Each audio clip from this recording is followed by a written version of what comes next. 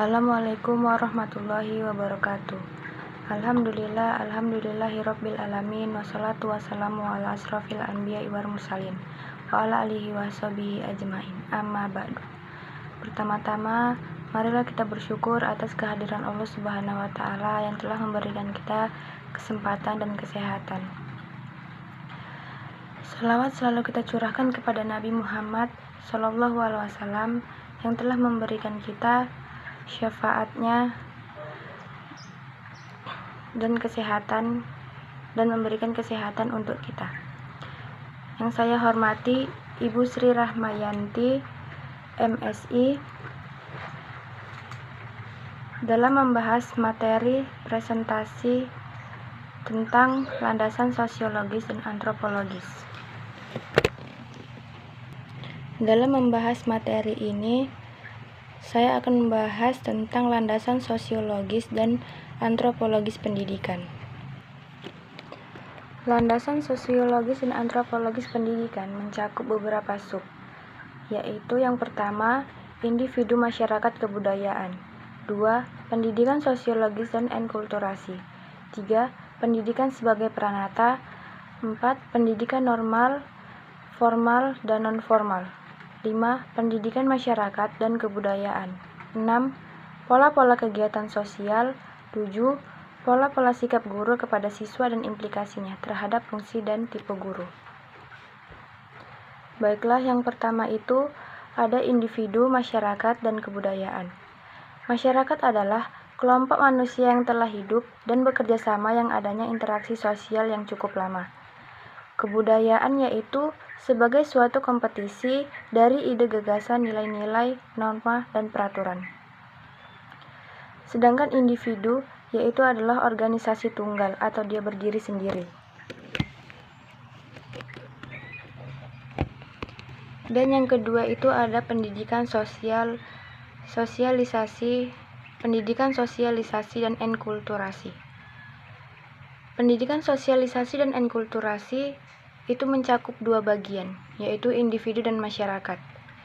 Individu dalam proses sosialisasi dan enkulturasi, setiap individu sesuai dengan satuannya dituntut untuk belajar tentang berbagai macam peranan dalam konteks kebudayaan masyarakat, sehingga mereka mampu hidup bermasyarakat dan berbudaya.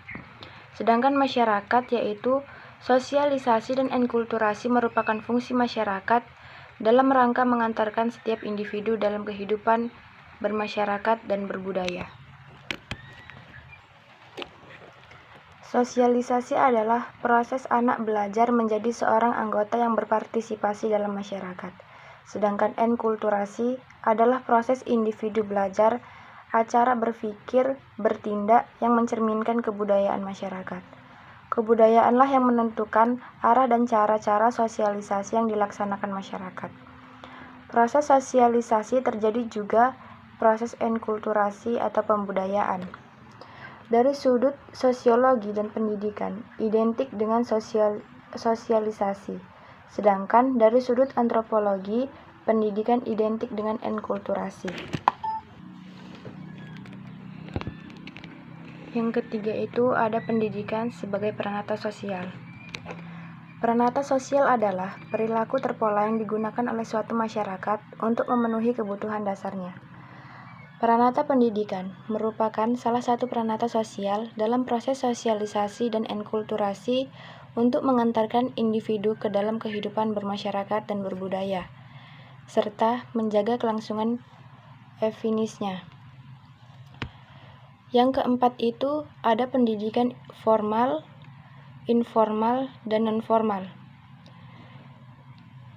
Informal mencakup dua bagian. Yang pertama, ada pendidikan informasi adalah pendidikan yang berlangsung secara wajar di lingkungan. Turunannya itu pengetahuan yang dipelajari, contohnya sikap, norma-norma, nilai-nilai, adat, kebiasaan, keterampilan. Contohnya di dalam keluarga, pergaulan, anak sebaya, dan lain-lain. Yang kedua itu ada masyarakat. Masyarakat itu turunannya keluarga.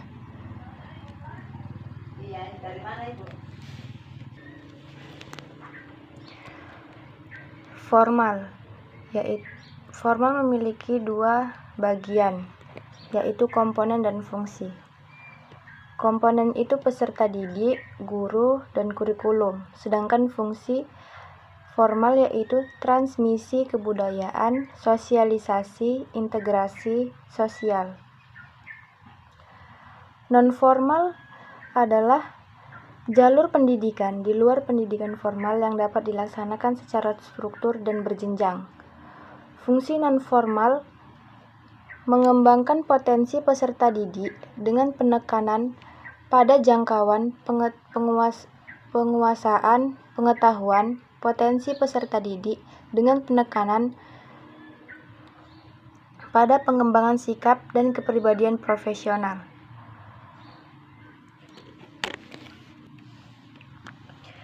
Yang kelima, pendidikan masyarakat dan kebudayaan.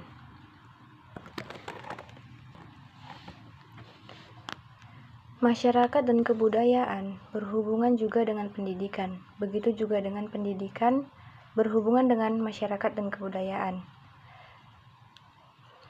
Pendidikan memiliki dua fungsi, yaitu fungsi konservasi, yang dimana peranata pendidikan berfungsi untuk mewariskan atau nilai-nilai budaya masyarakat dan atau mempertahankan kelangsungan eksistensi masyarakat. Yang kedua itu ada fungsi inovasi, kreasi, transformasi. Peranata pendidikan berfungsi untuk melakukan perubahan dan pembaharuan masyarakat beserta nilai-nilai budayanya. Yang keenam itu ada pola-pola kegiatan sosial pendidikan. Yang pertama, pola nomotetis. Pola nomotetis lebih menekankan pada dimensi tingkah laku yang bersifat normatif atau nomotetis. Dengan demikian, pendidikan lebih mengutamakan pada tuntutan-tuntutan institusi atau peranata. Peranan yang seharusnya askrip role dan harapan-harapan atau cita-cita sosial dari tuntutan-tuntutan yang bersifat perorangan, kepribadian, dan kebutuhan individu. Dalam hal ini, pendidikan dibatasi sebagai urusan mewariskan milik sosial kepada generasi muda. Pendidikan adalah proses sosialisasi individu, socialization of personality. Hal ini menimbulkan aliran sosiologisme dalam pendidikan. Yang kedua itu ada pola ideografis. Yang dimaksud dengan pola ideografis lebih menekankan pada dimensi tingkah laku yang bersifat tuntutan individual, kepribadian, dan perseorangan. Pendidikan dibataskan sebagai urusan membantu seseorang mengembangkan kepribadiannya seoptimal mungkin. Pendidikan adalah personalisasi peranan. Hal ini menumbuhkan psikologisme dalam pendidikan atau developmentalisme. Yang ketiga itu pola transaksional. Lebih mengutamakan keseimbangan, berfungsinya dimensi tingkah laku nomotetis. Yang ketiga itu ada pola transaksional. Lebih mengutamakan keseimbangan, berfungsinya dimensi tingkah laku nomotetis dan tingkah laku ideografis. Berdasarkan pola-pola ini, pendidikan dipahami sebagai suatu sistem sosial yang mempunyai ciri-ciri: 1. Mengenal tujuan-tujuan sistem.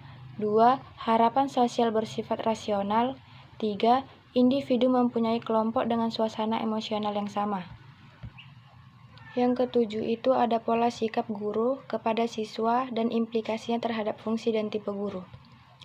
Guru berasumsi bahwa muridnya mempunyai dorongan belajar ditambah dengan harapan mampu menggali sumber belajar. Implikasinya, guru harus memberikan kebebasan yang cukup luas kepada murid. Tipe guru ini dinamakan sebagai guru romantik. Demikian isi presentasi yang dapat saya sampaikan kali ini. Semoga apa yang saya katakan dapat bermanfaat bagi kita semua. Jika ada kekurangan kata, tolong maafkan karena kesempurnaan benar-benar hanya milik Allah Subhanahu wa Ta'ala.